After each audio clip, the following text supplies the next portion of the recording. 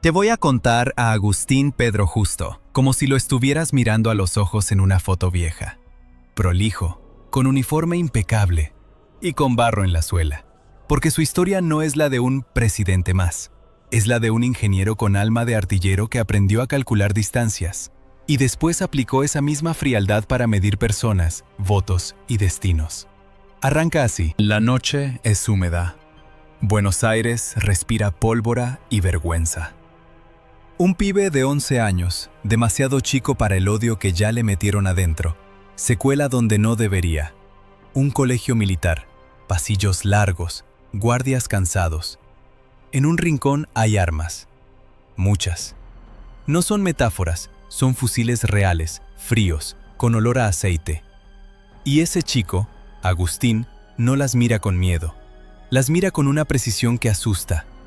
Como si ya estuviera resolviendo un problema de geometría. Si agarro esto, si corro por allá, si me sumo a esa columna, entonces pasa esto otro. Se las lleva. Las toma prestadas para una revolución. Lo detienen, lo amnistían, y ahí aparece el primer sabor raro que te queda pegado en la lengua. Satisfacción, porque encontraste lo que prometía el título. Lo oculto empieza temprano. Interés, porque ese chico no se rompió, se afiló. Y un poquito de asco, porque a los 11 años todavía deberías estar jugando, no robando armas para aprender cómo se cambia un país a empujones. Ese pibe va a crecer. Y cuando crezca, va a descubrir un secreto del poder. A veces no hace falta gritar. A veces alcanza con escribir un decreto. O con mover una pieza en silencio. Agustín Pedro Justo nace lejos del centro, en Concepción del Uruguay, Entre Ríos, en una Argentina que todavía se está inventando a sí misma a los codazos. Su casa no es una cuna inocente. Ahí la política se conversa como se conversa el clima, como algo inevitable. Su padre también se llama Agustín Pedro Justo, hombre metido en la rosca, con pasado de gobernador y diputado. Su madre, Otilia Rolón Onieva, trae el peso de una tradición correntina. En esa combinación, ambición pública y apellido con historia, se cocina algo particular, la idea de que el país no se mira, se administra. A los 11 entra al colegio militar. Entra antes de tiempo a un mundo donde todo se mide, el paso, el ángulo del brazo, la obediencia. Para muchos, el uniforme es un disfraz, para él es una piel. Y en el mismo lugar donde se enseña disciplina, ocurre ese episodio que queda como una mancha y como una pista. La revolución del parque. Cadetes armándose a escondidas, guardias superados, un impulso que mezcla idealismo y adrenalina. Lo arrestan. Después viene la amnistía, esa palabra elegante para decir, te perdonamos, pero te vimos. Y Justo aprende lo primero que no te enseñan en ninguna escuela. El Estado puede castigarte, y el Estado puede salvarte, dependiendo de para quién juegues. Egresado en 1892 como alférez, se mete en el arma de artillería, el reino del cálculo. La artillería no es épica, es matemática con consecuencias. Si te equivocas, no fallas un discurso, fallas un tiro. Y ahí aparece su rasgo central, la cabeza de ingeniero. No abandona el ejército, pero se mete a estudiar ingeniería en la Universidad de Buenos Aires. Doble pertenencia, doble máscara, militar y civil, orden y obra, bala y plano. Ese cruce lo vuelve peligroso de una forma rara. Justo entiende que el poder no es solamente mandar, es diseñar. No es solo gritar «avancen», es construir el puente por donde pasa el avance. Va ascendiendo, teniente segundo, teniente primero, capitán. En 1903 se recibe de ingeniero civil y en 1904 un decreto le homologa el título como ingeniero militar. Mira lo que significa eso en términos simbólicos. El Estado firma un papel y convierte a un hombre en una herramienta más completa. Justo ya no es únicamente un soldado, es un técnico del poder. Da clases, matemáticas, telemetría, telegrafía óptica. Su mundo es el de las distancias y las señales. Aprende a ver el país como un tablero. Años después, cuando la política se vuelva un campo minado, él va a moverse como quien mide metros con una cinta. Sin apuro, sin duda, sin culpa visible. Se casa joven, el 1 de diciembre de 1900, con Ana Encarnación Bernal Harris. Tienen 7 hijos. En su vida privada hay familia numerosa, foto de álbum, normalidad de fachada. Pero el dato, si lo miras de costado, tiene otro color. Mientras arma una casa grande, arma también una red. Una familia es refugio, sí, y también es escudo. El poder adora a quienes parecen serios. Y justo aprende a parecer serio incluso cuando está calculando cómo torcer el destino de otros. Viaja como agregado militar. Se codea con ceremonias.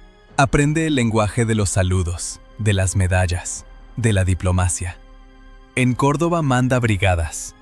Y en 1915 llega a un lugar clave, la dirección del Colegio Militar. Ese cargo no es un puesto más, es una fábrica de lealtades. 7 años ahí, 7 años mirando pasar generaciones de oficiales, viendo quién obedece, quién discute, quién tiene hambre de mando. En ese tiempo, justo hace lo que haría un ingeniero con una estructura: refuerza. Cambia currícula, empuja obras, planifica el nuevo edificio en el Palomar. En apariencia, moderniza. Por debajo, construye capital. Porque cada pibe que se forma con tu impronta es un voto invisible en el futuro. Un arma que no dispara balas, dispara obediencia. Y en esos años aparece una sombra con nombre y apellido. Un competidor que no se le parece, pero lo complementa en la pesadilla. José Félix Uriburu. Uriburu es otra cosa, más duro, más ideológico, con un sueño de orden autoritario, casi místico, como si el país fuese un animal que hay que domar a latigazos. Justo, en cambio, es frío, no sueña, calcula. Y ahí nace un conflicto que al principio no se ve, porque los dos están del mismo lado cuando el país tiembla. Pero no quieren lo mismo. Uno quiere un orden nuevo, a la fuerza. El otro quiere un orden estable, con formalidad. Uno es cuchillo, el otro es regla. Mientras tanto, Justo se arrima a la política sin ensuciarse las botas. En público. Se vincula con el radicalismo antipersonalista. Se acerca a Marcelo T. de Alvear. Aprende el lenguaje de los salones. Y en 1922, con Alvear presidente, Justo deja el colegio militar para ser ministro de guerra. Es el salto definitivo, de formar soldados a administrar el músculo del Estado. Es como si el tipo hubiera pasado años estudiando la máquina por dentro y de pronto le dieran la llave. Acá el relato se pone más oscuro, porque lo que se esconde no siempre es una conspiración con humo y capuchas. A veces lo oculto es algo más banal y más repulsivo, la comodidad con la que se justifica todo. Justo no era un improvisado. Sabía lo que se compra, lo que se vende, lo que se firma. El ejército compra armas, compra equipos, compra lealtades. Y cuando uno maneja ese presupuesto, se vuelve inevitable que aparezcan rumores, carpetas, acusaciones. La historia oficial suele pasar de largo, pero el olor queda. Irregularidades, favores, negociados. No hace falta sentenciarlo en una frase. Alcanza con imaginar el mundo que pisa. Despachos, licitaciones, intermediarios con sonrisa de cera. El sonido de una lapicera que decide millones. A veces el poder no huele a pólvora. Huele a tinta fresca. Y entonces llega 1930. Argentina cae en un abismo político. El golpe contra Hipólito Yrigoyen rompe el suelo. En ese derrumbe, Uriburu toma la presidencia de facto. Y Justo aparece con un rol rarísimo, casi cinematográfico. Por un instante, Uriburu lo nombra comandante en jefe del ejército. Un cargo creado para el momento, como si hiciera falta ponerle un nombre nuevo a un control viejo. Duró poco. Justo renuncia en cuestión de semanas. ¿Renuncia por principios? ¿Renuncia por estrategia? Ahí es donde la historia se pone jugosa, porque la renuncia puede ser una forma elegante de lavarse las manos, o de afilarlas sin que nadie lo note. Uriburu le ofrece la vicepresidencia. Justo la rechaza. Y ese rechazo, lejos de alejarlo del poder, lo acerca más, porque lo deja en el lugar perfecto. El hombre que no se mancha, el que no se compromete con el proyecto corporativista y autoritario de Uriburu, pero tampoco lo enfrenta abiertamente. Queda como una alternativa, un plan B, un rostro constitucional para que el sistema sobreviva. Y acá entra el límite de tiempo de nuestro protagonista, el reloj que empieza a correr, y que en la narrativa te lo voy a clavar como una cuenta regresiva. En la Argentina post-golpe, la paciencia es corta. El país necesita una fachada legal y la necesita rápido. Los uniformes no pueden gobernar indefinidamente sin que el mundo y el propio país les pase factura. Justo lo entiende antes que muchos. Hay una ventana, una sola. Si no la aprovecha, queda como un general más, un técnico brillante perdido en una lista de nombres. Entonces hace lo que mejor sabe hacer. Mide a Uriburu. que tiene apoyo en parte de la oficialidad pero choca con la realidad política. Mide a los partidos, que se fragmentan y se reacomodan. Mide la fatiga de la sociedad, que quiere orden pero también quiere votar, aunque sea un voto con sabor a trampa. Y mide a su propio entorno, a esos contactos tejidos durante años, militares formados bajo su mando, dirigentes que lo ven como sensato, conservadores que lo prefieren porque no los asusta con un delirio ideológico, radicales antipersonalistas que lo usan como puente.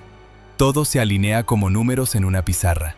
Mientras Uriburu sueña con un sistema corporativo que reemplace la democracia liberal, Justo empuja hacia elecciones. No porque sea un romántico de las urnas, sino porque sabe que las urnas, bien manejadas, pueden ser más efectivas que los tanques. Hay golpes que se hacen con fusiles. Y hay golpes que se hacen con padrones. La rivalidad con Uriburu entonces se vuelve silenciosa y brutal. No se tiran tiros, se tiran maniobras. Uriburu quiere imponer, Justo quiere administrar. Uriburu quiere un nuevo régimen. Justo quiere un régimen viejo, pero controlado. Y hay un dato que, dicho sin adornos, te deja ese tercer gusto que pediste. El asco chiquito, el rechazo que no se va. Porque en esa época, cuando la política vuelve a abrirse, se abre torcida. No es volver a la democracia como en un cuento. Es volver a un escenario donde los actores principales ya aprendieron que se puede organizar el resultado. Justo empieza a tejer su candidatura, como quien arma un puente colgante, uniendo extremos que deberían odiarse, tensando cables, probando peso. Conservadores por un lado, socialistas independientes por otro, radicales antipersonalistas, sectores del ejército. Lo que después se conocerá como la concordancia, esa palabra que suena a acuerdo civilizado, nace en una cocina donde el ingrediente principal no es la armonía, es el miedo. Miedo a los radicales irigoyenistas, miedo a la vuelta de lo popular, miedo a perder privilegios. Y Justo, con su cara de profesor, se convierte en la solución seria. Pero ojo, no es solo un oportunista. Sería fácil decirlo y listo. Lo más inquietante es que Justo cree en lo que hace. Cree que el país necesita orden, que la economía necesita estabilidad, que los conflictos sociales se manejan con ingeniería. Un ajuste acá, una presión allá, una intervención allá lejos. Y cuando alguien cree, puede justificarse sin culpa. Esa es la parte más peligrosa de él. El tramo final de esta primera parte, el punto exacto donde el alambre empieza a vibrar, es este. Justo se prepara para saltar a la presidencia mientras el país todavía tiene la marca fresca del golpe. Tiene enemigos obvios, los radicales que lo ven como la cara civil de un sistema tramposo. Pero su verdadero competidor, el que lo mira con bronca y desconfianza desde adentro del mismo universo, sigue siendo Uriburu. Porque Uriburu no lo quiere como heredero, lo quiere como subordinado.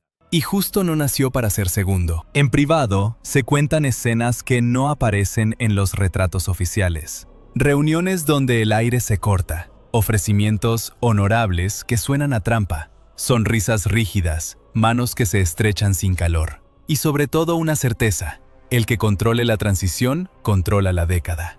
Así llegamos al borde del precipicio donde Justo deja de ser un general ingeniero y se transforma en algo más complejo, el hombre que va a intentar gobernar con una herramienta nueva para la época, una mezcla de legalidad y manipulación que después manchará un periodo entero. Y para que te quede clavado el anzuelo, te lo dejo en una imagen. Un artillero que aprendió a calcular trayectorias termina calculando voluntades. El proyectil ya no es de hierro, es de papel, un voto doblado. El salto a la presidencia no fue un salto limpio, fue más bien una caída controlada. Un tipo con traje cayendo hacia el sillón de Rivadavia, mientras alrededor se acomodaban los que querían que el país siguiera funcionando, pero a su favor. La elección de 1931 llega con el país todavía con el sabor metálico del golpe. No hay épica democrática, hay apuro, hay miedo y hay una maquinaria que ya está aceitada. El radicalismo irigoyenista, golpeado y perseguido, duda entre participar o no. Cuando intenta rearmarse, lo encuentra todo vallado. El clima es el de una mesa de póker donde a algunos jugadores les revisan las cartas y a otros les dejan entrar con mazo propio. Justo se presenta como el hombre razonable, el que puede normalizar. Y esa palabra, normalizar, empieza a funcionar como una hipnosis colectiva. Porque a veces la gente no elige lo mejor, elige lo que promete terminar con el caos. Ahí se instala el primer gran truco de su época: vender calma como si fuera justicia. Pero debajo de esa calma se empieza a formar la costra. Los comicios son un campo de batalla silencioso. Si vos imaginás urnas limpias y ciudadanos confiados, borra esa postal. El periodo que se viene va a quedar en la historia con un apodo que parece exageración de café, pero que en realidad es diagnóstico: fraude. Fraude como método, como respiración.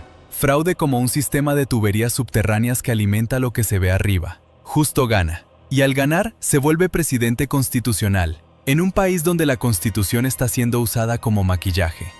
Y ahí, de golpe, el relato toma velocidad. Porque Justo no entra a administrar un país normal, entra a un país en crisis mundial. La Gran Depresión le pega a la Argentina como un martillazo en el pecho. Se derrumba el comercio internacional.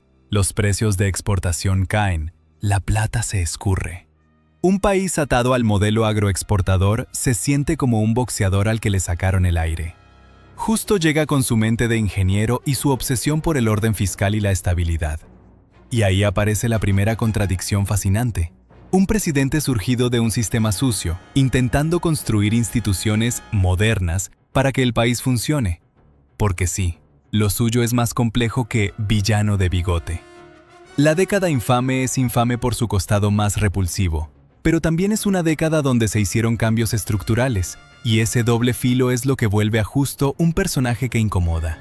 Podés odiarlo por cómo llegó, y a la vez reconocer que entendía el tablero. De entrada, la concordancia le arma un respaldo político que parece sólido, pero en realidad es una bolsa de gatos que se toleran por conveniencia. Conservadores tradicionales, radicales antipersonalistas, socialistas independientes, todos con agendas distintas, unidos por un miedo común. Justo sabe que si esa alianza se rompe, su presidencia dura lo que dura una copa en una mesa de cantina. Y acá entra tu conflicto central, el competidor. Uriburu no desaparece, no es un fantasma decorativo. Es una presencia incómoda que sigue orbitando, con gente propia, con oficiales que lo veneran, con civiles que quieren un régimen más duro. Uriburu representa la tentación autoritaria abierta. Si total ya rompimos la democracia, rompámosla del todo y hagamos un sistema nuevo. Justo, en cambio, empuja una alternativa más fría y por eso mismo más peligrosa. Mantengamos la fachada, controlemos el contenido. Esa rivalidad se traduce en una pulseada por el alma del Estado. Uriburu quiere un Estado que mande por encima de las reglas. Justo quiere un Estado que use las reglas como herramienta. Y en esa pelea, Justo entiende algo que lo favorece. El mundo mira. Argentina no está sola. Necesita crédito, necesita comercio, necesita que la vean como previsible. Un régimen demasiado brutal asusta inversores, complica relaciones, genera resistencia interna. La moderación de Justo, entonces, no es bondad, es cálculo. Pero el cálculo también mata. El primer acto de gobierno real es apagar incendios económicos. Se fortalecen mecanismos para controlar la moneda, se reordena la política fiscal, se intenta sostener exportaciones.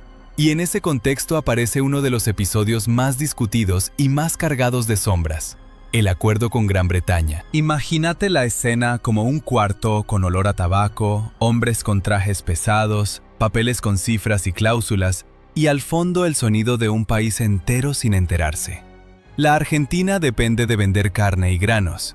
Gran Bretaña controla mercados, barcos, seguros, bancos. Negociar parece inevitable. El problema es cómo y a qué precio. El pacto, que queda asociado al nombre de Roca, hijo, por el lado argentino, se vende como salvación económica. Asegurar cupos de exportación de carne, sostener ingresos, evitar un desastre mayor.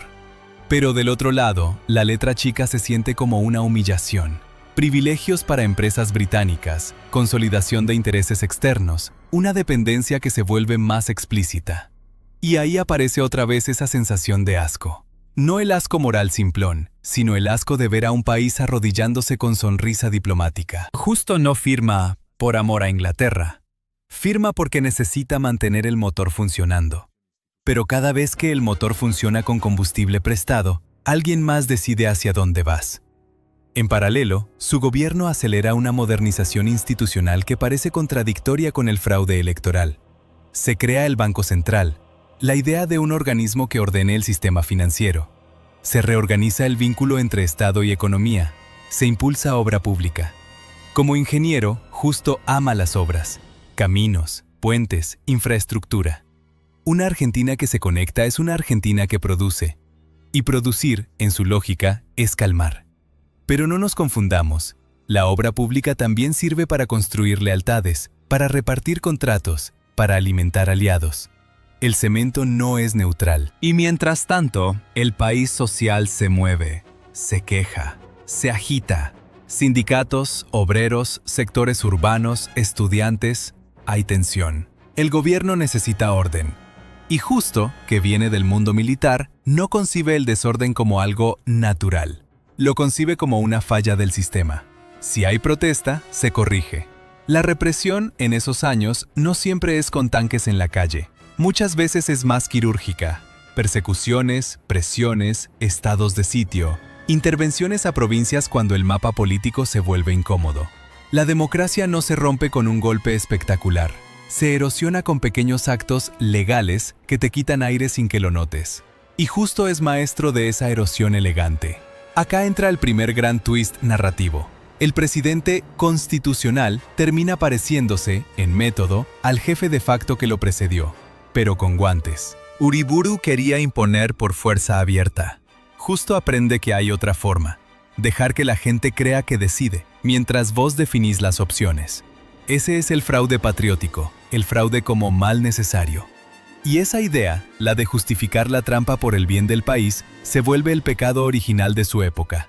Y como todo pecado que se repite, se perfecciona.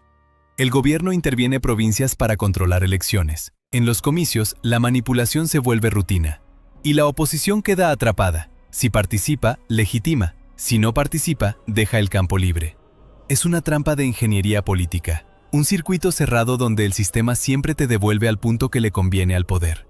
Pero Justo no gobierna solo. Su entorno importa. Ministros, dirigentes provinciales, aliados conservadores que quieren su parte. Y ahí aparece otra capa oculta, la presidencia como equilibrista. Justo tiene que sostener tres frentes al mismo tiempo. La economía internacional que lo aprieta. La alianza interna que lo condiciona. El ejército, donde todavía hay sectores que sueñan con el estilo Uriburu. Si falla en uno, los otros lo devoran. Y en ese equilibrio aparece tu limitación de tiempo convertida en cuenta regresiva interna. Justo sabe que su mandato dura 6 años, pero su margen real dura menos. El primer año decide si lo comen. El segundo año decide si se consolida. El tercero decide si deja herencia o deja caos. No está luchando contra un reloj abstracto. Está luchando contra el desgaste, contra la conspiración permanente, contra la fragilidad de una presidencia nacida con mancha. Y para que lo sientas como película, te lo pongo con una imagen. Cada mañana Justo entra al despacho como quien entra a una sala de máquinas. Y en la pared invisible hay un tablero con luces. Si una se enciende, huelga, crisis externa, rebelión interna, intervención provincial, presión británica, deuda, inflación. Él no reacciona con emoción, reacciona con planillas mentales. Pero a veces, cuanto más frío sos, más monstruoso puede volverse lo que haces sin temblar. La rivalidad con Uriburu vuelve a asomar en los rumores, en los círculos militares, en las tertulias donde se habla de mano dura y restauración. Justo entiende que no puede permitir un rebrote golpista que lo deje como un simple puente. Entonces refuerza el control institucional del ejército, acomoda mandos, premia lealtades.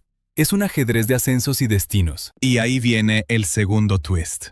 El hombre que aparenta ser civilizador del sistema termina usando las mismas herramientas de presión que aprendió en la escuela militar. Solo cambia la estética.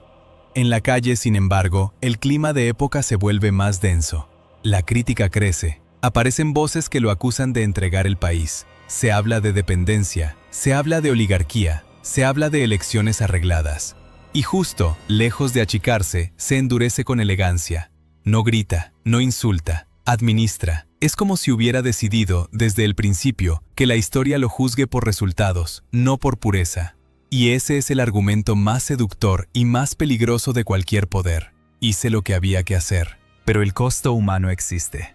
Y aunque la historia lo disimule con estadísticas, vos lo podés imaginar en cuerpos. Trabajadores despedidos, familias ajustadas, provincias intervenidas, opositores perseguidos, una democracia que se vuelve un teatro.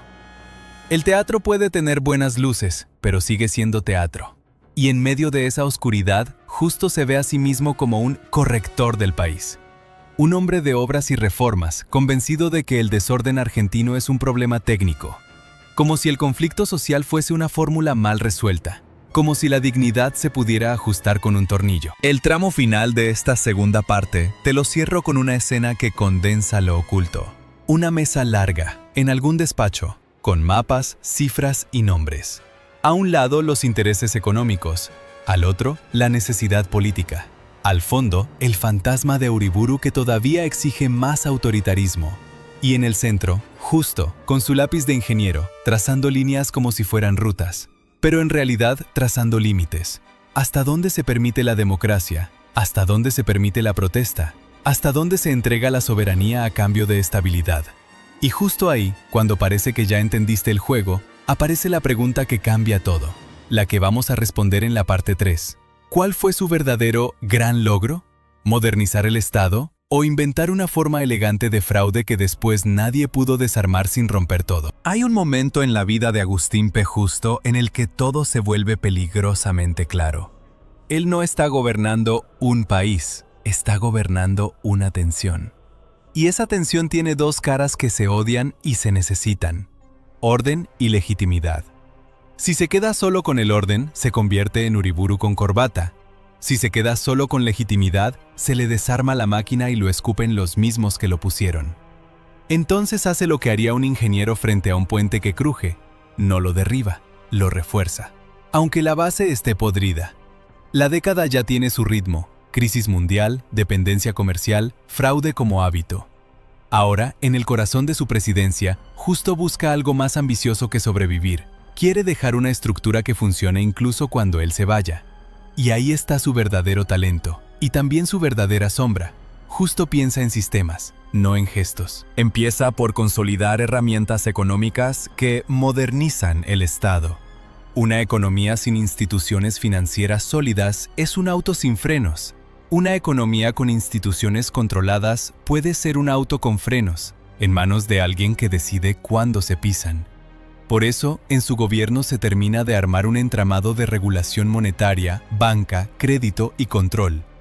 La Argentina se está urbanizando. La industria empieza a asomar como salida parcial frente al derrumbe del comercio exterior y el Estado se mete más en la economía. En el discurso se llama organización. En la práctica también es poder concentrado. La obra pública se vuelve un idioma.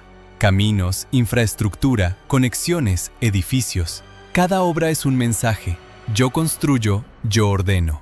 Y hay algo hipnótico en eso. El cemento convence. La gente ve rutas y siente futuro. Y el futuro, a veces, tapa la mugre del presente. Pero el conflicto central no desaparece. Al contrario, se afila. El competidor, Uriburu, ya no es solo un nombre del pasado. Es una amenaza latente, un modelo alternativo dentro del mismo universo de poder. Y lo más inquietante es que Justo, para derrotar a Uriburu, empieza a usar una versión sofisticada de lo mismo que decía combatir. Uriburu quería un Estado autoritario explícito. Justo construye un Estado disciplinador implícito. ¿La diferencia? La estética. Y la estética engaña. Acá entra la cuenta regresiva que te prometí, pero convertida en tensión narrativa real. Cada año que pasa, Justo está más cerca del final constitucional de su mandato y al mismo tiempo más cerca del momento más peligroso de todos, la sucesión. Porque en Argentina, el poder no se disputa solo en elecciones, se disputa en el después. Y el después es donde lo matan a uno, políticamente o de verdad. Entonces Justo empieza a pensar su legado como una continuidad. Necesita un heredero. Pero no un heredero que lo opaque. No un heredero que lo traicione. Y, sobre todo, no un heredero que entregue el poder a quienes él considera peligrosos. Los radicales irigoyenistas, los movimientos populares. Para Justo, el enemigo no siempre es la izquierda o la derecha. Es lo imprevisible. Lo que no se deja administrar. Y ahí viene el primer gran giro de esta tercera parte. Justo, que supuestamente estabiliza, se convierte en un jugador obsesionado con el control del futuro. Y controlar el futuro requiere un instrumento clave: el fraude perfeccionado. El fraude electoral en su periodo no es un hecho aislado, es un método con logística. No es un puntero yendo a apretar a alguien. Es un Estado, provincias, policías, interventores, comités, operando como red. El resultado es que la democracia se vuelve una coreografía. Se vota, sí, pero el guión ya está escrito. Y esa coreografía tiene un efecto psicológico devastador. Desmoraliza. Cuando la gente siente que no cambia nada, se retira. Y cuando se retira, el poder gana sin pelear. Ese es el triunfo más sucio de Justo. No solo gana elecciones, gana apatía. Mientras tanto, en el mundo, el clima se vuelve más peligroso. Europa hierve, las ideologías se radicalizan, el fascismo y el nazismo avanzan, la guerra civil española estalla. Argentina no vive en una burbuja. Esos vientos llegan acá en forma de simpatías, miedos y discursos. En el ejército, algunos miran con admiración a los modelos autoritarios europeos. En la política, otros temen al comunismo como si fuera una peste. Justo entiende que en ese contexto, la moderación también puede ser una estrategia internacional. Mostrarse estable para no ser arrastrado. Pero esa estabilidad tiene un precio interno. Cada vez que el conflicto social sube, el Estado responde como si estuviera apagando una chispa cerca de pólvora. Y las chispas son personas. Hay huelgas, conflictos laborales, presión en las ciudades. La industrialización incipiente trae sindicatos más fuertes y a la vez trae más control estatal y policial. Justo no es un demagogo, no seduce masas, no las abraza. Las tolera a veces, las reprime otras, y siempre, siempre las administra. El segundo giro fuerte llega con una paradoja. El presidente que llegó manchado por el golpe y el fraude termina impulsando herramientas institucionales que van a durar más que su propia legitimidad. Es decir, Justo hace cosas de Estado mientras el Estado se pudre por dentro en términos democráticos. Y esa mezcla, para el relato, es oro negro. Porque vos podés mostrarlo como un hombre que cree en el progreso, pero que no cree en la gente. O como alguien que cree en la gente solo cuando está quieta. El país como laboratorio. La población como variable. Y en el centro de todo, late una pregunta sucia. ¿Quién se beneficia? La concordancia no era caridad, era alianza de intereses. Terratenientes, exportadores, sectores financieros, empresas con vínculos externos, una burocracia que se fortalece. El Estado se vuelve más capaz, sí, pero también más permeable a quienes saben cómo tocarle los botones. Justo, con su obsesión de sistema, crea una casa más grande, y esa casa la usan los que tienen llave. Ahora, te prometí visuales concretos y un tono que te haga sentir el barro. Acaba una escena típica de su presidencia, pero narrada como si la estuvieras viendo. Un hombre común entra a una escuela convertida en centro de votación. Huele a tiza y a piso encerado. Hay retratos patrios en las paredes. La fila avanza. Un policía mira demasiado fijo. En una mesa, un funcionario sonríe como si estuviera cansado de sonreír. El hombre entrega su documento. En el fondo, alguien murmura un apellido. Ese es Radical. Otro murmura. Ese es de los nuestros. La mano del hombre tiembla un poco, no por miedo al voto, sino por miedo a lo que viene después del voto. Porque en esa Argentina, votar no era solo elegir, era exponerse. Ese es el país real que Justo administra. Y en esa administración aparece el tercer twist. El competidor, Uriburu, empieza a perder peso como amenaza directa, pero su idea empieza a ganar peso como cultura interna. Es decir, aunque Justo le gane en la superficie, el virus autoritario se queda. Porque cuando justificas el fraude por orden, estás enseñando la misma lección que Uriburu enseñaba con Botas, que la voluntad popular es secundaria.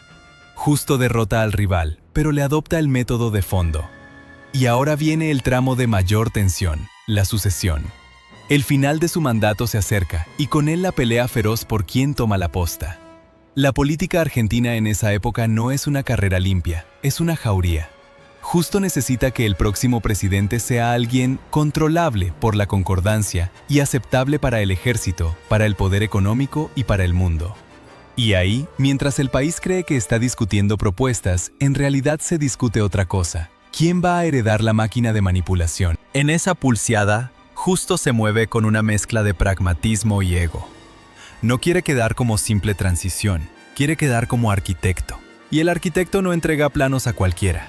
Los nombres se vuelven cuchillos, los gobernadores presionan, los conservadores reclaman, Los radicales antipersonalistas quieren su cuota.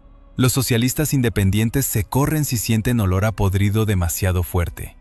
Cada sector exige algo, y justo, en el medio, aprende un arte que pocos dominan: decir sí con la boca y no con el diseño. Porque su poder real no está solo en el discurso, está en la administración del aparato. Y mientras eso ocurre, el país acumula un resentimiento que todavía no explota del todo, pero que se siente en el aire. Ese resentimiento es la semilla de un futuro más grande que justo no va a controlar. Y ahí está el límite trágico de nuestro protagonista. Él cree que puede diseñar la historia, pero la historia no es un puente, es un animal. Se acerca el final, y la pregunta clave es: ¿Justo se va a ir del poder o va a llevarse el poder con él en forma de influencia, redes, acuerdos y sombras? La respuesta te abre la puerta a la parte 4, donde lo más oscuro no es lo que hizo mientras gobernaba, sino cómo su método le sobrevivió, contaminó la década y dejó el terreno listo para que otros, después, hagan cosas todavía más definitivas.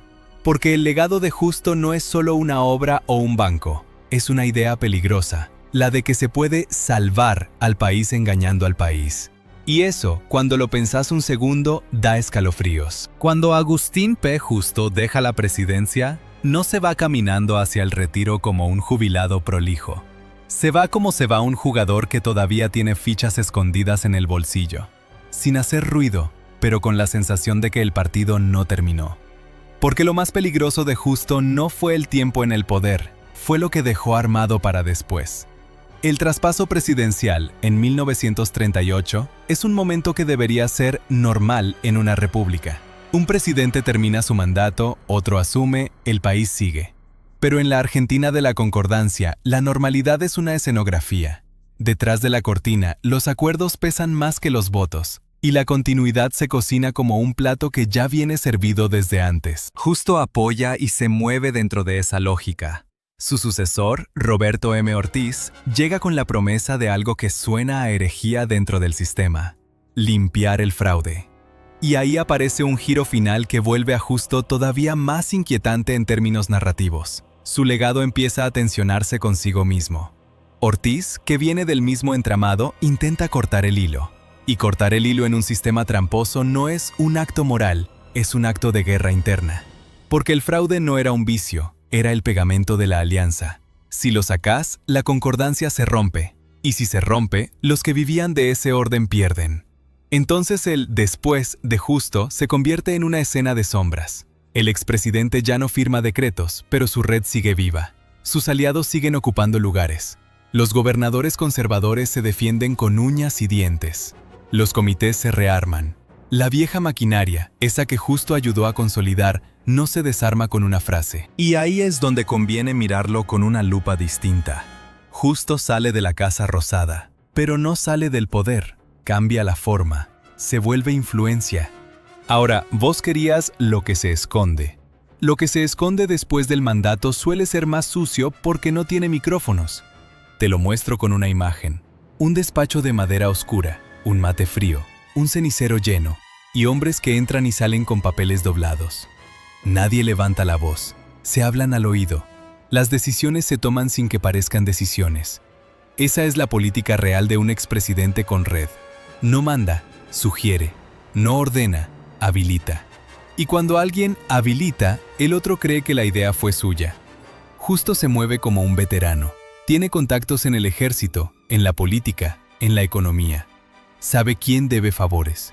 Y los favores en política no son recuerdos, son armas. Pero a la vez, hay algo que empieza a perseguirlo. La historia se acelera. Lo que Justo diseñó como un sistema para sostener la estabilidad entra en una época donde la estabilidad mundial se rompe. Europa se prepara para la guerra total. Las potencias se polarizan. Los países periféricos como Argentina quedan atrapados entre neutralidad, presiones comerciales y alineamientos posibles. Y en ese clima, cualquier sistema interno basado en control puede volverse demasiado rígido, demasiado frágil. Acá entra la parte más cinematográfica y amarga, el ingeniero frente a un terremoto. Podés diseñar un edificio perfecto, pero si la tierra se abre, tu perfección se vuelve nada. En Argentina, Ortiz se enferma gravemente, y el poder queda cada vez más en manos del vicepresidente Ramón Castillo. El intento de limpiar el sistema se frena, la vieja política vuelve a respirar, y la década infame, en lugar de terminar, se arrastra. Para muchos, eso confirma algo terrible, que Justo y su generación no solo gobernaron, sino que instalaron un clima moral. Un clima donde la trampa era normal si mantenía el orden. Y ahí aparece el efecto psicológico del legado. Cuando la mentira se institucionaliza, deja de sentirse como mentira. Se vuelve costumbre. Y la costumbre es lo más difícil de romper. Justo, ya fuera de la presidencia, podría haber buscado lavarse la imagen.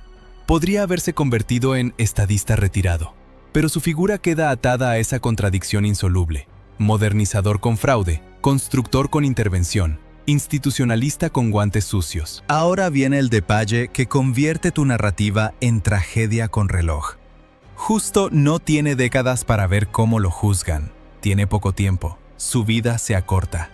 La enfermedad lo empieza a acercar. Y eso le mete un límite brutal al personaje.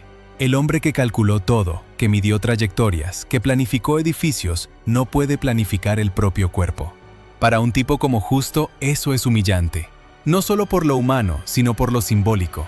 El ingeniero no tolera lo imprevisible. Y la muerte es lo más imprevisible y definitivo que existe. En 1943, Justo muere. Y su muerte ocurre en un momento clave, casi como una ironía histórica. Ese mismo año, la Argentina vuelve a vivir un golpe militar, la Revolución del 43, que derrumba otra vez el frágil edificio institucional. Es como si el país le firmara, con sangre, el último párrafo a su biografía. El sistema que ayudaste a moldear no resistió. Y lo que vino después ya no se iba a parecer a tu orden moderado. Se iba a parecer a algo nuevo, más grande, más volcánico. Y ahí te tiro el twist final, el más fuerte, el que te deja esa mezcla de satisfacción e incomodidad. Justo, el hombre que se presentó como la salida racional tras el golpe de 1930, termina siendo uno de los arquitectos del clima que hizo posible que los golpes se repitan. Su moderación no fue un antídoto, fue un puente. Un puente que cruzaron otros con más hambre y menos pudor.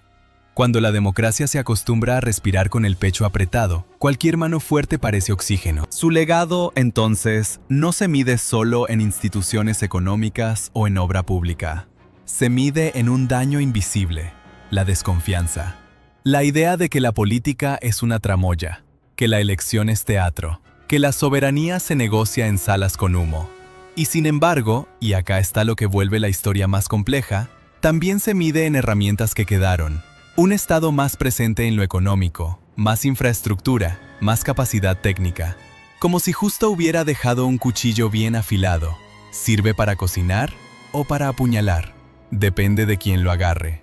Si querés un cierre visual para tu video, usa esta escena. Un retrato de Justo en blanco y negro. La cara seria, el bigote prolijo, la mirada de quien cree que todo tiene solución técnica. Y sobre ese retrato, un montaje. Urnas viejas, boletas dobladas, policías en una esquina, un barco con bandera británica, planos de obras públicas, billetes y al final un calendario que se quema solo hasta llegar a 1943. La imagen se corta, silencio, y una pregunta que queda flotando, como una molestia. ¿Fue el hombre que sostuvo al país? ¿O el hombre que enseñó que para sostenerlo se puede mentir? Ese es el golpe emocional final. No te deja elegir un bando sin ensuciarte un poco. Y eso es exactamente lo oculto de su biografía, que su pecado no fue una maldad caricaturesca, fue algo más común, más humano y por eso más repulsivo, convencerse de que el fin justifica el método.